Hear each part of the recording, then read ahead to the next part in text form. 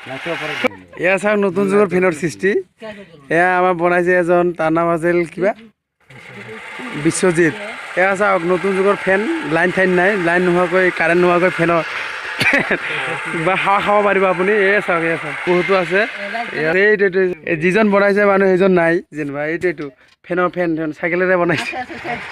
এইটো চাওক আপুনি কেনেকৈ ঘূৰে পেট্ৰল মাৰিলে ঘূৰি থাকে পেট্ৰল লগালে ঘূৰি থাকিব হাৱা খাব বিনা ফ্ৰীতে হাৱা খাব আপুনি হা কতে লাইট আছে লাইটো আছে এইটো চাওক ৰঙা কৰি লাইট এইটো ৰঙা লাইট ইমান স্পীড আৱাজ দিছে এইটো চাওক থামা